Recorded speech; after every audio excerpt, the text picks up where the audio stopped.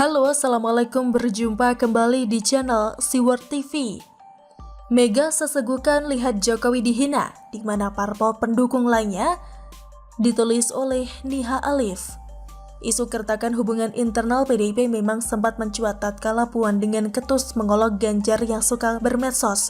Padahal Ganjar adalah kombinasi kerja lapangan dan media sosial. Saat ini pula, dia tengah meninjau salah satu proyek geothermal terbesar yang berpotensi menyuplai energi sebesar 400 MW. Berbeda dengan Puan yang hanya jualan baliho, tapi gagap di lapangan persis seperti AHY. Untungnya konflik internal ini tidak sampai membuat Mega terpancing, karena ia adalah ketua umum yang masih mengendalikan PDIP. Puan sendiri meski sama-sama Teras Soekarno tidak ada gebrakan pasti yang bisa menggelorakan semangat partainya. Malah terkesan membiarkan sentimen negatif dari luar menyeruak karena PDIP dianggap tidak solid. Mungkin Puan tidak bermaksud begitu, tapi karena dirinya bukan ahli strategi malah jadinya memperburuk citra PDIP. Untungnya Mega masih objektif di satu sisi. Dia bukanlah SBY yang selalu terbawa emosi kekeluargaan. Melihat baliho anaknya bertebaran dan tak menghasilkan kenaikan elektabilitas, rasa iba seorang Mega justru ditujukan ke Jokowi. Kini video dirinya memasang badan untuk Jokowi bertebaran di dunia maya. Mega sendiri mewakili banteng PDIP, meneguhkan komitmennya mendukung Jokowi. Dirinya tidak rela kepala negara dicaci dan dihina sedemikian rupa.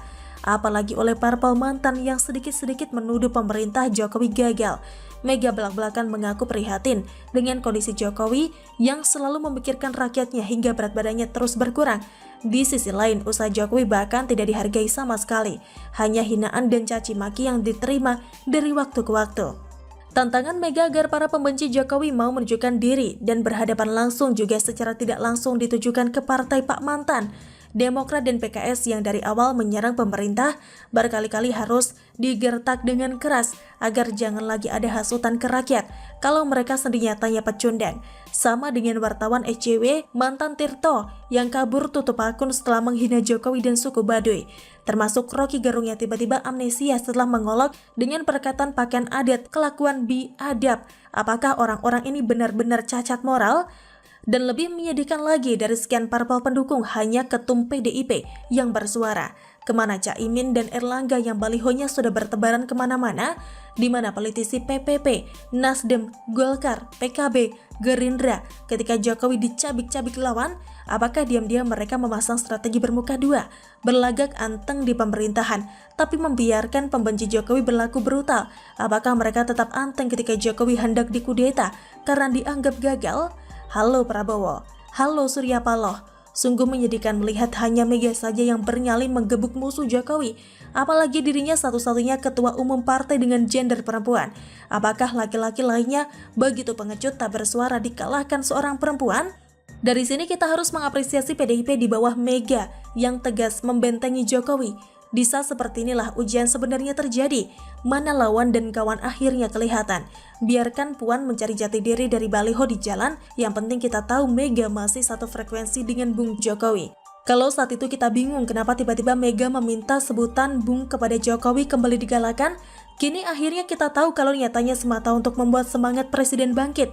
Jokowi harus tegar seperti Bung Karno, tidak peduli para musuh-musuhnya senantiasa menyebutnya presiden gagal.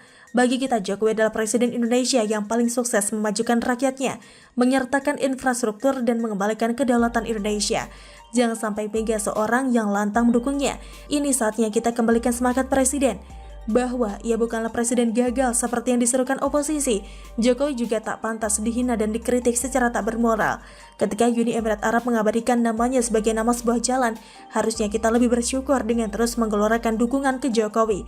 Lupakan isu Taliban, Palestina dan sebagainya. Kembali kita fokus memperkuat dukungan dengan selalu menyebut kesuksesan Jokowi. Meski ia seorang diri rela menanggung cacian, tapi kita pendukungnya yang waras tidak akan menerima beliau direndahkan dan disudutkan. Rapatkan barisan untuk mendukung RI1 sebagai kado kemerdekaan. Salam merdeka. Bagaimana menurut Anda? Silahkan tulis komen Anda di kolom komentar. Jangan lupa untuk like, subscribe, dan share. Siwar TV pamit, sampai jumpa. Wassalamualaikum warahmatullahi wabarakatuh.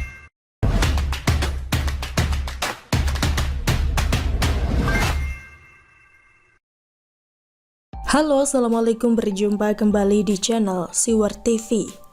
Telak, Mahfud MD sindir orang yang suka langganan film enak-enak. Siapa ya? ditulis oleh Syardi dari siwar.com. Menko Polhukam Mahfud MD berulang kali disindir soal kegiatannya menonton sinetron Ikatan Cinta.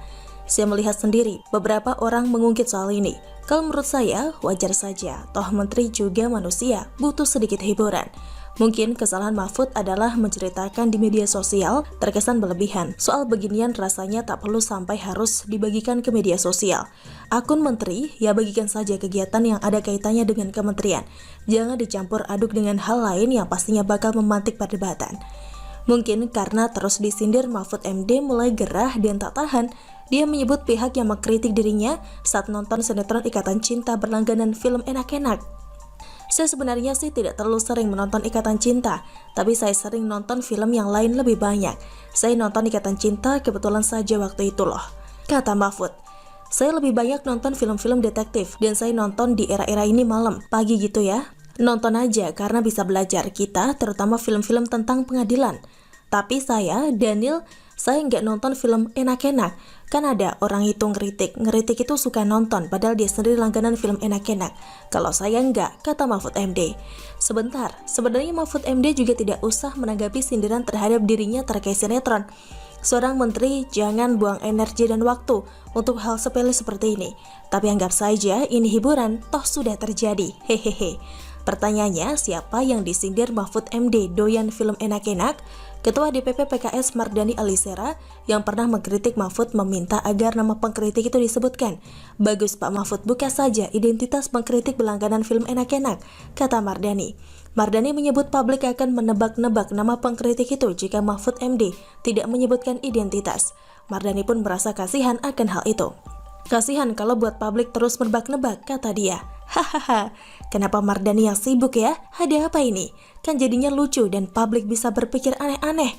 Menurut media, ada beberapa tokoh yang mengkritik Mahfud MD menonton sinetron saat PPKM, salah satunya Mardani Alisera. Selain itu, Wasekjen Partai Demokrat Irwan juga mengkritik Mahfud MD karena menonton Ikatan Cinta saat PPKM. Irwan menyebut empati Mahfud drop lantaran menonton sinetron yang digandrungi emak-emak itu. Menonton sinetron Ikatan Cinta memang berhasil menaikkan imun tubuh Profesor Mahfud, tapi membuat empatinya drop, katanya. Waketum Gerindra Fadlizon juga termasuk sebagai politikus pertama yang mengkritik Mahfud MD lantaran menonton Ikatan Cinta saat PPKM. Fadli bahkan menyindir Mahfud dengan mengucapkan selamat menonton. Inilah kalau komando pengendalian COVID tidak langsung dipimpin presiden. Ada yang sibuk berjibaku di lapangan, ada yang asyik nonton sinetron Ikatan Cinta. Saran saya Pak Jokowi, ambil alih kepemimpinan penanganan darurat COVID. Semua menteri ada tanggung jawab masing-masing. Selamat nonton Pak.